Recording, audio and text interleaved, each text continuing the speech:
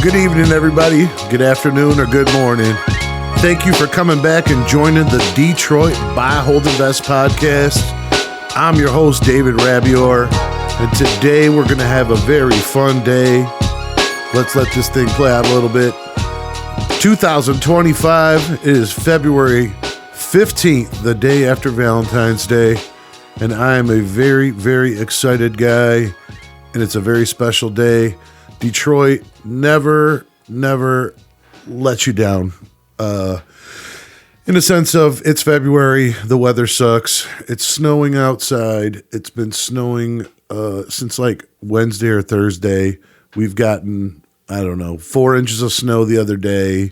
We got about 3 inches of snow overnight. Then I woke up this morning, still snowing, and now it's 7:49 p.m. on the 15th of February, the day after Valentine's Day. Hopefully all of you guys got your little sweeties and, did your little cuddle time or whatever it is that people do. I don't know. I've been married for a long time, so I spent time with my wife. We went out to dinner. We watched a little movie, that new Bad Boys movie. I don't know if any of y'all saw it. I kind of thought that movie wasn't as good as the prior ones. And I think that, to me, Martin Lawrence's routine is getting a little bit old. He's kind of like Chris Rock to me. I don't know.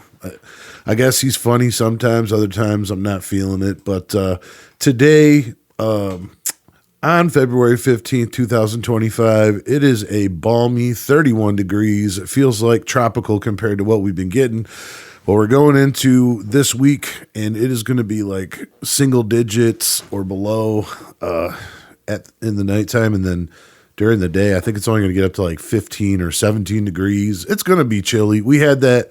It came in around the end of the hunting season. It was around mid-January, or no, maybe like, the first and second week of January. It started getting colder than you know what, and that is not enjoyable when you're sitting outside deer hunting. That's what I like to do in the wintertime. We had a late season up in Sanilac County, and we were allowed to use firearms to shoot deer until January 12th. So that was a great time. We, usually we're done by January 1st. And then it's like, what the hell do I do from January 1st until like April?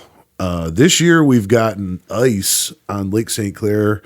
On the Detroit River, there's been ice. On Lake St. Clair, on Saginaw Bay, since 2014, there really hasn't been much to speak of about ice, but this year, the ice came in early January, and now it's like 20 inches thick or something. There's guys out there driving Jeeps and cars and snowmobiles and four-wheelers and all that stuff. They're out there just pounding perch and walleyes and having a good time, and I don't particularly do ice fishing. The reason for it is I used to have all the stuff, and then we don't get ice. Like, maybe a week or something where it's in the canals, and I'm not sitting my beautiful ass out there and fishing for little 3-inch dinks, through the ice in the canal in 3 foot of water or whatever. It's just not my idea of a good time. But this year, guys are out 2, 3, 4 miles or something. It's stupid. You can barely see them from the shore. And that's always a good time, but I haven't partaken in that activity because I'm sick of sitting out in the cold. I sat out in the cold deer hunting all the way through November, all the way through December, and all the way through January 12th. And the last couple of weeks it was brutal, like hard wind, snow. It was freezing cold, and with the wind chill, there was days I was walking out to my deer blind, and like my face, I thought I was going to get frostbite on my nose. It was so bad, and that's not my idea of a good time. But today's episode, we are going to talk about what's new in Detroit. It's February 2025, and a lot of people are, reaching out to me. It's starting to ramp up. A lot of people, I guess their New Year's resolution was to get with me and go after it as a real estate investor, because I've gotten a lot of calls from new investors that are like super excited and they want to jump into the business, and they're all like, what's going to happen this year?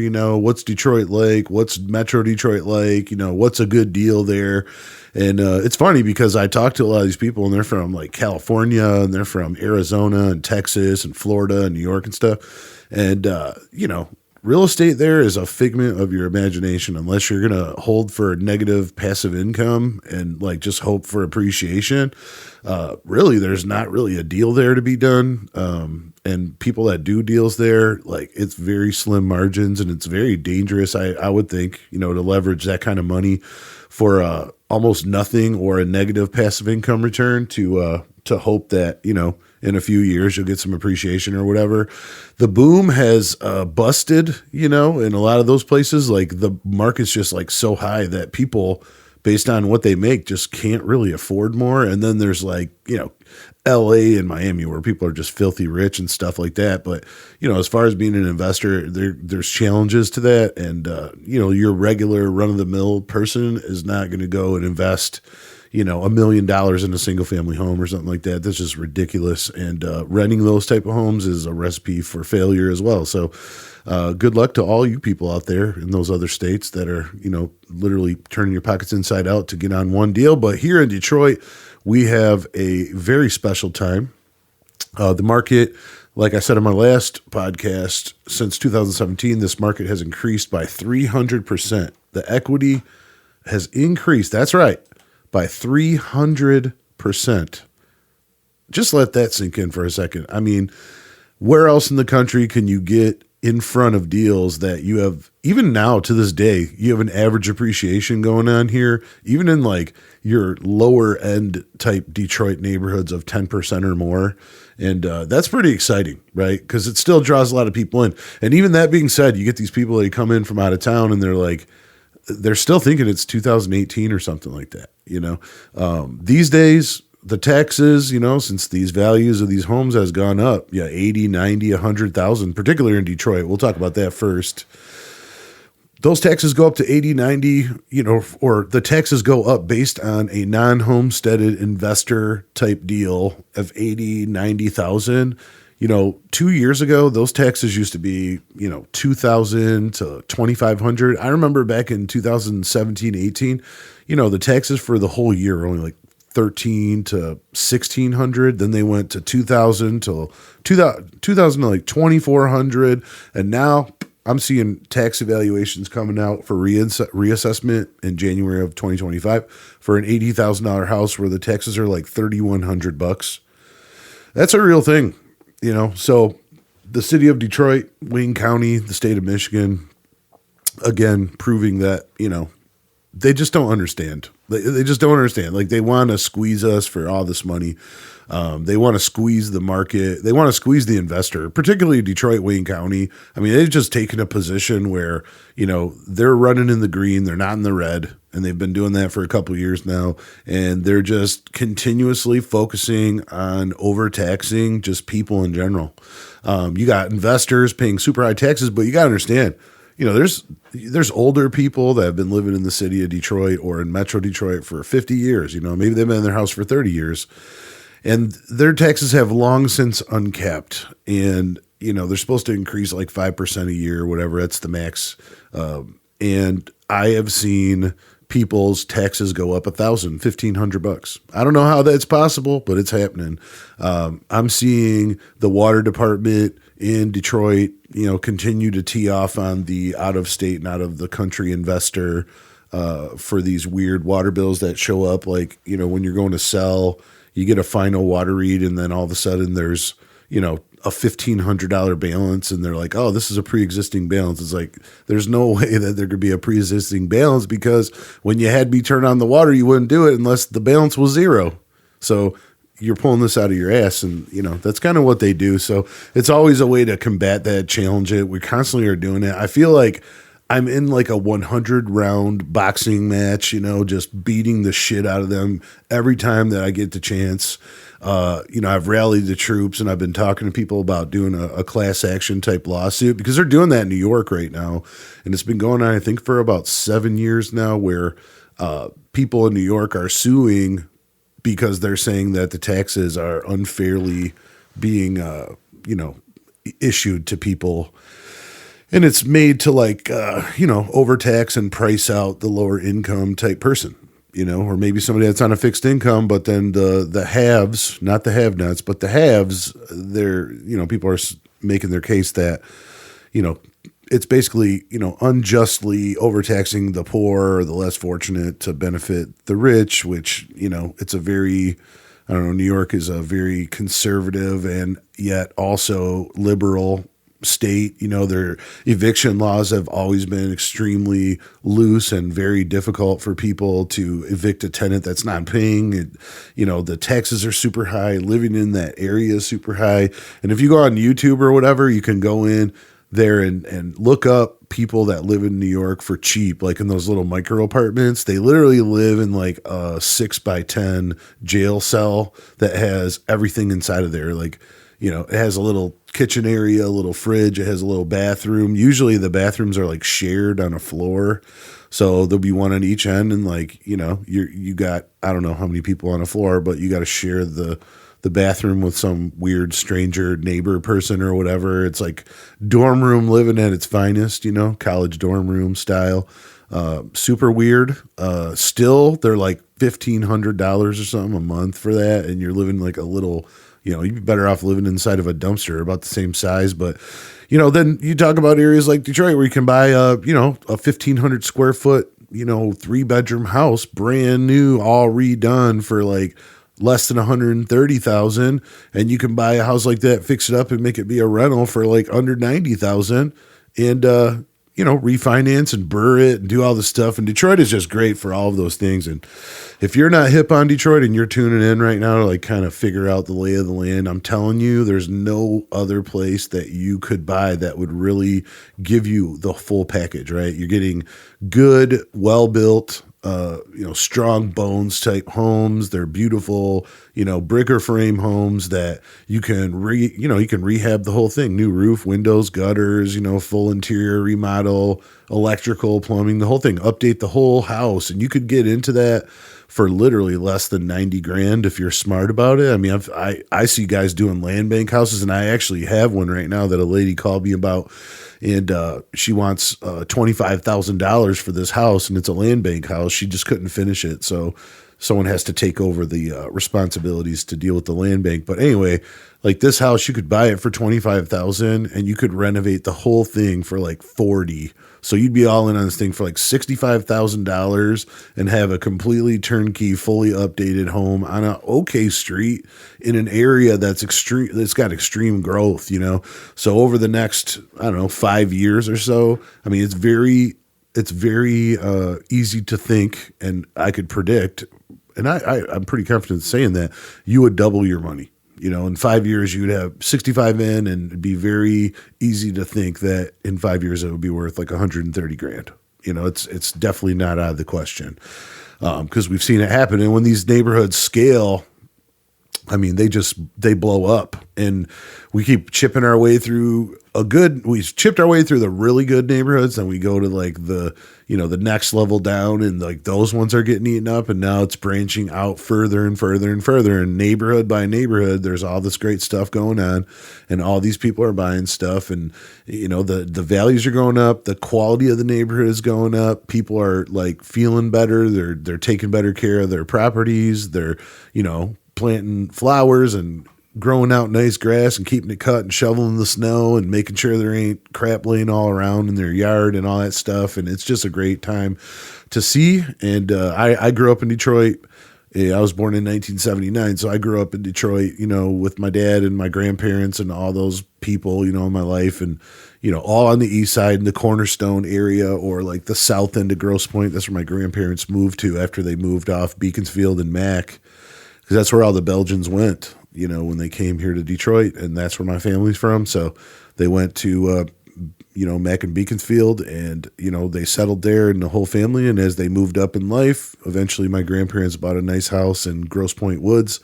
And my dad stayed over in the Cornerstone area. My uncle and his wife, they lived at 8 Mile and Kelly, like over on Carlisle Street or whatever in the 48205, which is coming back super strong. I don't know about the rest of that zip code, but, that area between Gratiot, Kelly, State Fair, and 8 Mile is super hot.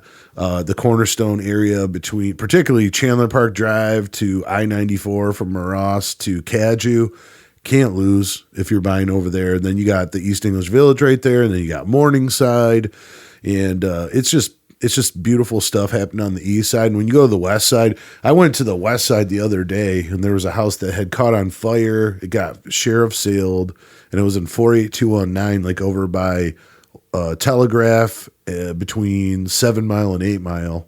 And it was a brick ranch. And the houses, I started looking up the comps, and the comps were legitimately 200,000 for like a 1,200 square foot ranch. And I couldn't believe it. And there was tons of them. There was like 8 of them or something that were just recently sold for over 200 grand. And I mean, just, I never thought I would see the day. I just never did. And fortunately, I've been involved in those zip codes, like 48219. I've been a boss there. I've been a boss in 48224 for a long time. 48221, I've been just bossing up, been a part of so many projects that have set the bar and set the new comp for the highest sale. And, you know, we were like the first guys in the Avenue of Fashion that were in there just slinging the houses out. And, you know, like I bought my first house, I remember, in 48221 on Indiana Street, and it was like $8,000. And this was like, I'm telling you, this was a 1,700 square foot, 3-bedroom colonial with a basement and a garage, and I bought that house for 8 G's. No joke. And then a year later, I sold that house for 60 G's, and then the guy that I sold it to is going to sell it now for like 125,000. Where are you going to do that? Like, where else but Detroit are you going to really do that? I mean, I don't know. If you know, let me know, because I'll start buying out of state too. You know, why not? But the reason for the show, we're going to talk about, 2025. It's February. What are we talking about? Like, what's the market conditions? I was kind of looking around at Realtor.com and, kind of checking out their report. They're saying that, the median listing home price in Detroit is $99,900. There's 250,000 houses roughly in Detroit. So you got to average it out. You got houses that are $1 million there in Detroit. You got houses that are 350,000, but the majority of the real estate to be sold is like 85 to like 100,000. So they're saying the median listing home price is $99,900. I think it's more around 90, if you ask me. The median list price versus the median selling price, there are some examples that I'm seeing here that most of the time these houses are selling for very, very close to what they're being listed for, unless they're like a fixer-upper. There's not a lot of stuff in the market, and right now they're saying that it's more of a buyer's market than a balanced market. It's definitely not a seller's market, and the median days on the market for a Detroit house, averaging all of them, is 65 days. I think the MLS is saying around 45. So I don't know. I take it for a grain of salt, but that's what Realtor.com says.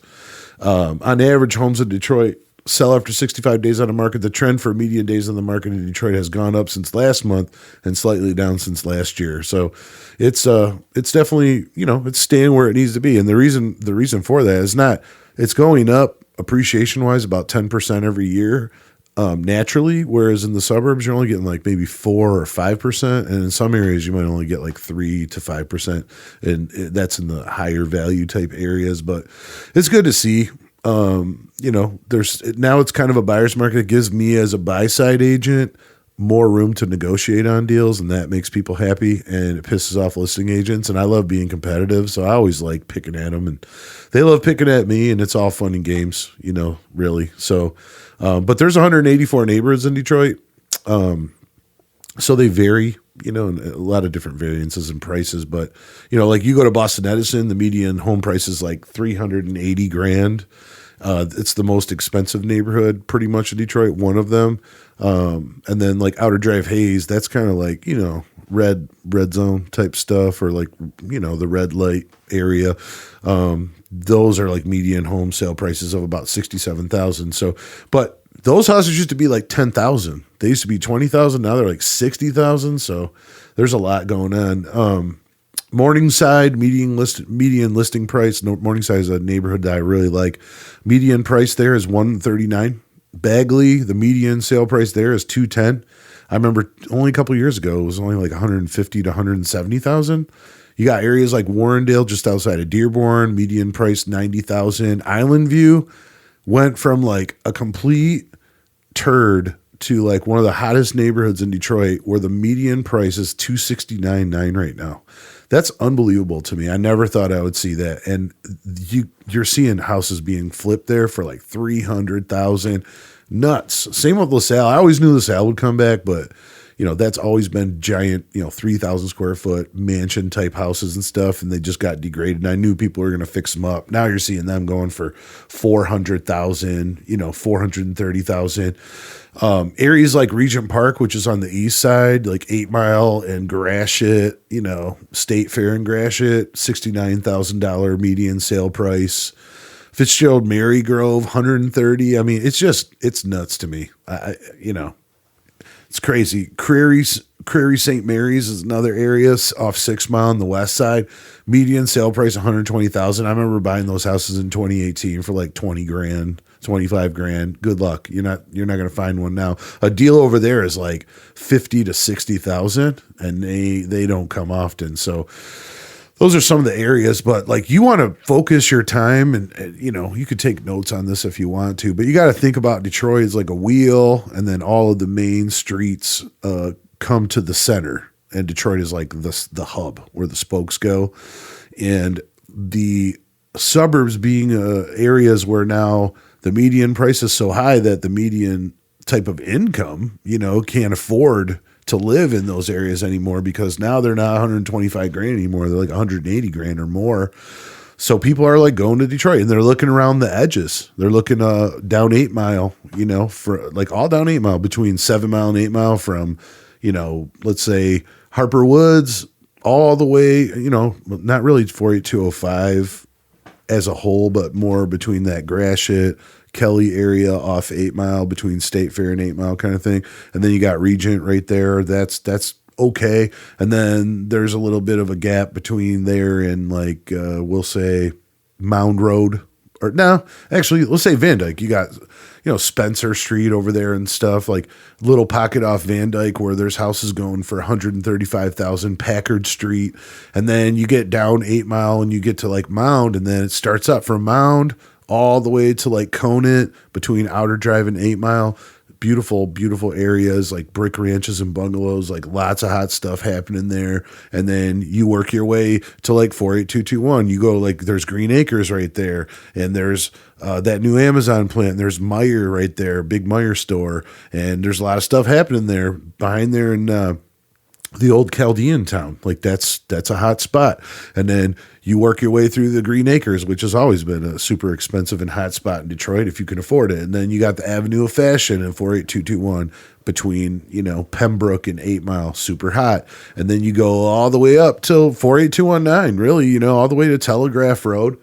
All them neighborhoods between like 7 and 8 Mile, they're filling in little by little by little. And eventually they'll go from 7 Mile to 6 Mile, which is McNichols. And those areas will get popping too, because they'll run out of houses to fix up between 7 and 8 Mile, and they'll have to work their way in there. And then you start talking about the west side, which is like the Tri Points and 5 Points area, like right on the edge of Redford, along Telegraph Road. Like you're going to see a lot of hot activity there. It's been going on, it has for a long time. And then there's areas like near Redford where 96 and Telegraph come together, like streets like Memorial and stuff. And I can't think of that zip code off the top of my head. I don't think that's definitely not 48219 anymore. I can't remember what it is, but 96 and Telegraph. And then you can kind of ride the line all the way down by Rouge Park. Like all that stuff in there is starting to fill in. And then you get to the other side of the city, going down East Warren or West Warren, I'm sorry, but like by where Ford Road is. And, there's like Warrendale and Aviation Sub and those type of areas. Like those areas are crack-a-lacking right now. It's going. Like it's going. You got to understand.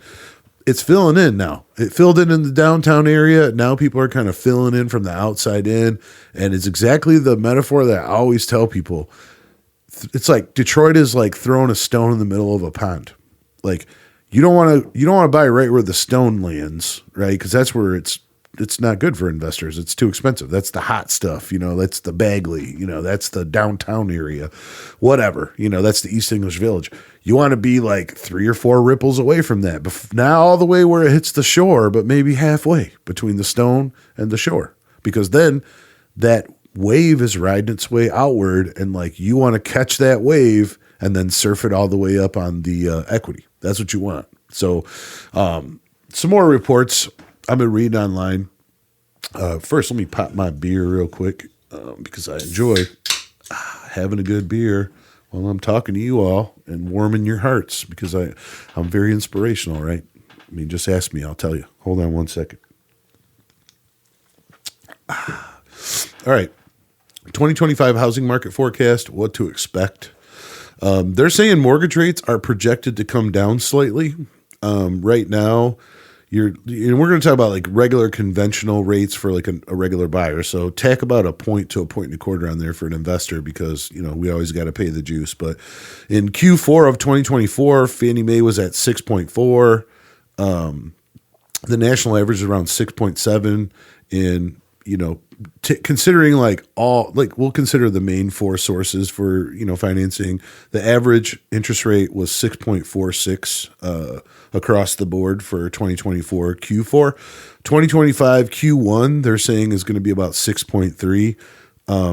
Quarter two, 6.19. Quarter three, 6.06. Quarter four, 5.98. So by the end of 2025, the DSCR buyers that we have are going to start seeing interest rates like at 7 again. Like I've been seeing them at like 8.5, 8.75. Like, I mean, good luck to you if you're trying to get houses with interest rates like that. I mean, between the higher property taxes that are, I don't know, $250 to $300 a month, and then you got your homeowner's insurance. Used to be $90, now it's like $125 or more, depending on your coverage that you get.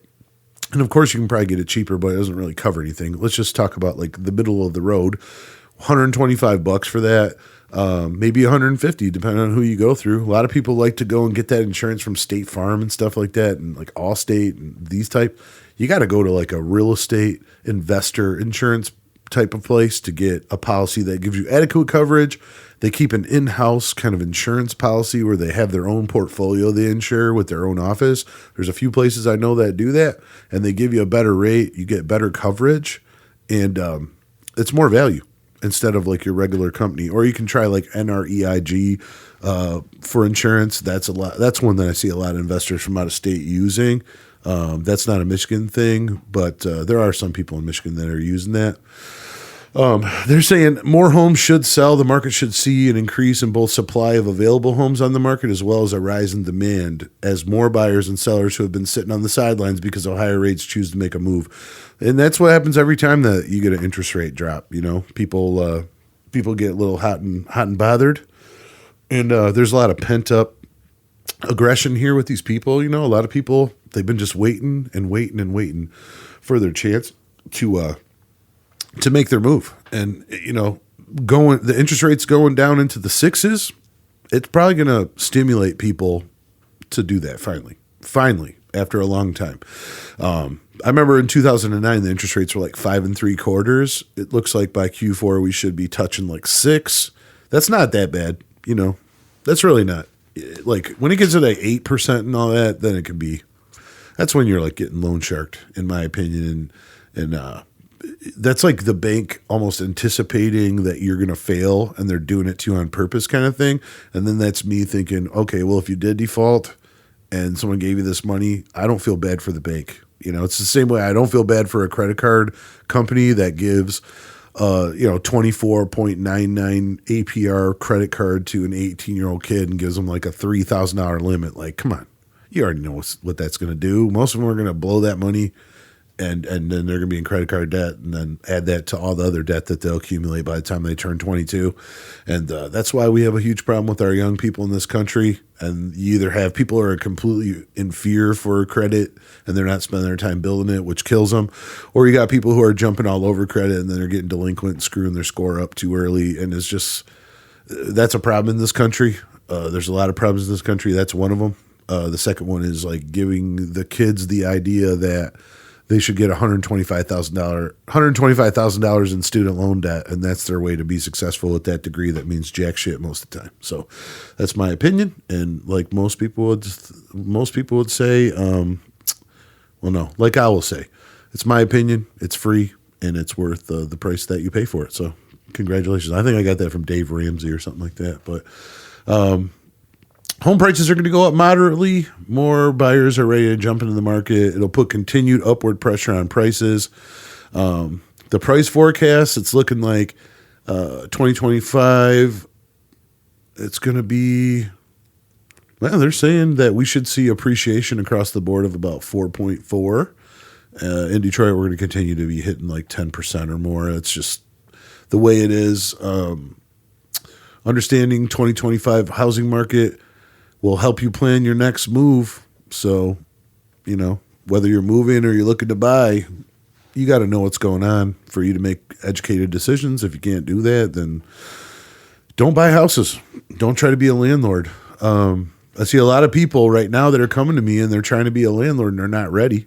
I can tell you that. And I would love to sell a house to everybody that talks to me. But if you're going to buy a couple of houses and destroy your whole life, I'm not interested in helping you do that. I would rather advise you as to how to do it the right way and tell you to save up some more money and get yourself better and flush and more educated and then come back and sell you something later. Because there's a lot of people coming here and they're like, I got $25,000 and I want to buy 10 houses this year. It's like, how the hell are you going to do that? How the hell are you going to buy that? Well, I want to burr. Like, how are you going to burr with 25,000? And then the hard money people, dude, you got to buy a house for 50 cents on the dollar to be able to buy with hard money and burr out of a deal like that. The juice is so extreme. And what people don't understand is your hard money offer means jack shit. When this is a market that the price point to buy in is really low. So you have all these cash buyers that are out here and they're just slaying and taking whatever they want. And then here you come with your hard money or whatever, and you want to try to negotiate. There's no negotiating with that hard money stuff. Like, you're going to go, unless you find a house that's direct to seller and no one else knows about it, or someone brings it to you and nobody else knows about it. If there's anybody competing with you on this stuff and they have cash and you have hard money, you're not going to win unless you're going over the top by like 15 or 20,000, which eats up your profit, which doesn't make any sense. But in order for you to buy with this hard money and get a competitive deal on it, pay all the juice on it, do the rehab, do all that stuff, come out the other end of it, protect the house the whole time, then put your tenant in, or, you know, put your tenant in, let's say you're trying to burr it and refinance it. And the whole time you're going to have like 30 to 45 to 60 days, depending on the size of the project. And then you got to market it and get a tenant. So then you're looking at another 30 days if you're lucky. And if you're using a property management company, it might take you fucking 5 months for that because they've been so bad just putting tenants in. So you go to a guy like me where I can put a tenant in there for you. I can put a tenant in there for you for sure in less than 30 days. And then, okay, so now you've had the house for 45 days. Now you're paying 2 interest payments plus the setup fees and all the crap that they tack on the loan. You know, the entry level fees are, you know, they're juice, they're points. You know what I'm talking about. So you got that. You go out, you get your tenant. Now it's like 2.5 months. Maybe it's 3 months. Okay. You put your tenant in there. Now, okay, you want to go after Section 8 because everybody thinks that they're a genius about Section 8 and how great it is. And I'll tell you, that's a road to failure too if you don't know what you're doing. So you go put your Section 8 tenant in, and then you realize at that point that your first disbursement from Section 8 doesn't come for like 2 to 3 to 4 months, depending on the agency. So now you're like, oh shit, now I'm making payments. Now you're making payments to everybody. You're making payments to your lender. You're making payments for utilities. You're making payments for taxes. You're making payments to, you know, pretty much everybody under the sun, right? You're just, money's going out. Contractors getting paid. The leasing agent's getting paid. Everybody's getting paid. You're not getting paid. And then finally you get your appraisal done, and then they get you for another 3-4 G's and, you know, financing costs or whatever. So by the time that's all said and done, if you start factoring all that in, like, that hard money deal is not that good. And everybody who is helping you is getting paid, and the lender is getting paid, and you're really lucky to come out of it to be able to like refinance and get all your cash out. I would say you're extremely lucky to do that.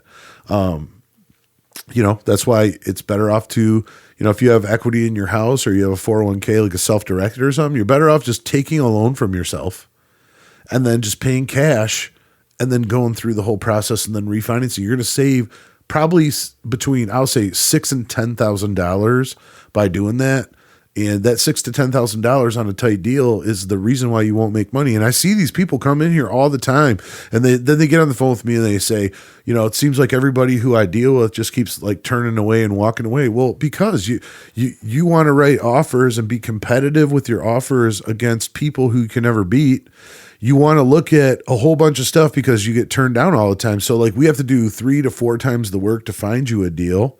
And then you finally find the deal, and then you want to be competitive and write lower than asking price or start trying to negotiate. Like, dude, you got nothing. You don't have the teeth. You have to be realistic about what you're doing, and you have to say, look, I understand that I'm going to not make a huge profit. I'm glad if I just make 10 grand or 15 grand or whatever like that, instead of a guy who would make 25 on that because he's paying cash.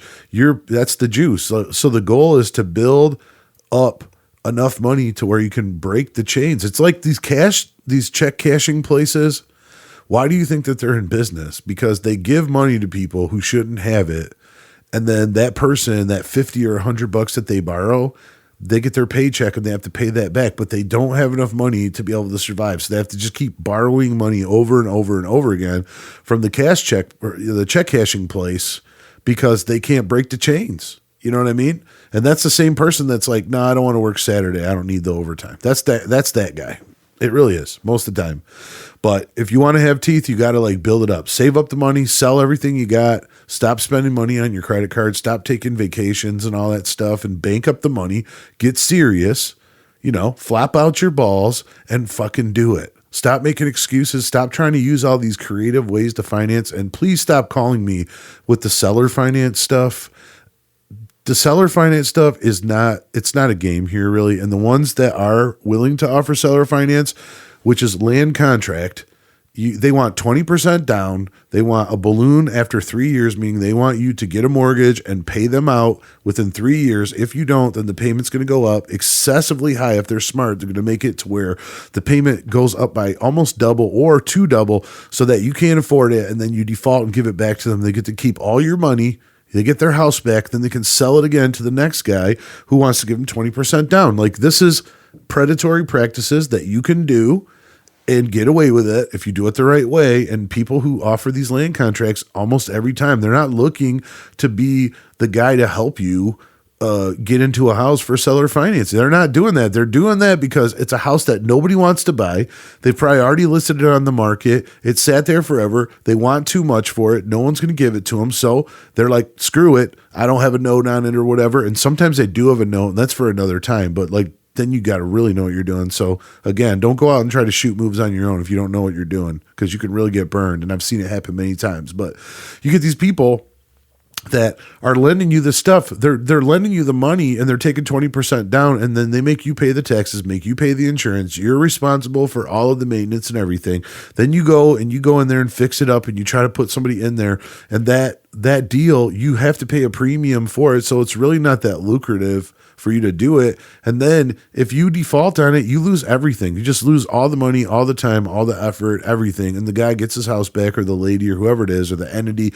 And then they just resell it over and over again. It's just like a buy here, pay here car lot with the Arabic people here on 8 Mile. Like during tax time, they go out and they buy a Dodge Charger for $3,000 at the auction. They pop $500-600 into it. And then they put it out in a lot for like 12 grand. And you got to make weekly payments to the car lot, which are like $300 or $150 to $300, let's say.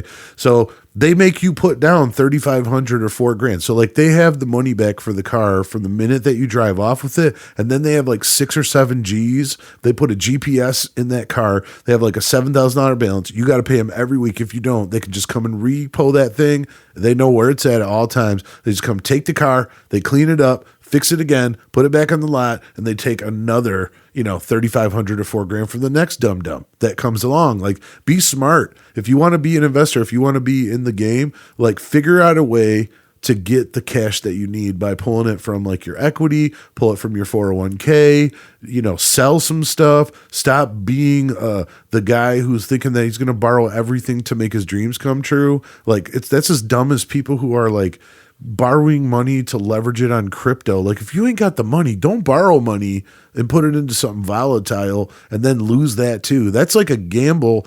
Like, that's like a pathetic gambler guy at the casino who's like betting his rent money. And I seen someone do this recently. I seen a guy get down on his luck. He got way behind on stuff. He got money stolen from him, over $5,000 got stolen from him. He had 2 G's back in his pocket still, two G's left. And he went to the casino and let it all ride. And he lost all of it. He lost $5,000 from theft, and then the $2,000 he had, and this guy was completely on his face. And he came to me and he was telling me that, and he was like in tears when he was saying it. And I felt bad for the guy because that's the moment in life where you get that aha moment. You realize like, wow, I did something so stupid, you know? And, you know, we live and we learn, but listen, it's not to say that you can't use financing or you can't do a land contract or whatever. But what there is to say about that is before you do that, you got to be a seasoned veteran. There's a reason why that stuff exists. Most of it is to take advantage of people who aren't smart enough to know the difference. The other side of it it's money for people that know how to look at deals and they can afford that juice and they can still make money. Those are the people that are super savvy, that have been around a long time, that like, you know, they know how to work the system. But people that come in new, you don't know how to work the system, and you're hoping that it's all going to work out, and you're hoping that everybody's going to be honest and that everything goes perfectly and that you're going to find a tenant, they're going to pay you, and it's all going to be great. And it's just not how it goes. And especially when you need it to happen, that is not how it goes. But anyway, I appreciate you guys joining me today. Thanks for coming back and listening to Detroit Buy, Hold, Invest. Be sure to like me, follow me on Spotify, Apple, Facebook, whatever. Just check me on YouTube. It really does help a lot. And I'm getting tons of downloads. I really appreciate everybody that's listening to this show. I really, really enjoy, talking to you guys and giving you the what's what and, educating you about the Detroit market. It's something I love. I'm passionate about it. Anyway, Detroit Buy, Hold, Invest. You can call me on my cell at 313-451-0448. You can look me up on the Facebooks and the YouTubes and the Instagrams. And this, I'm not on Snapchat. That's for children, everybody. You can look me up. You can check my website, www.detroitbuyholdinvest.com. Plenty information on that website, all the podcasts, stuff about the taxes, everything. Anyway, thanks for joining me, David Rabior, and we're broadcasting live from Shinebox Studios. Thank you very much. We're out.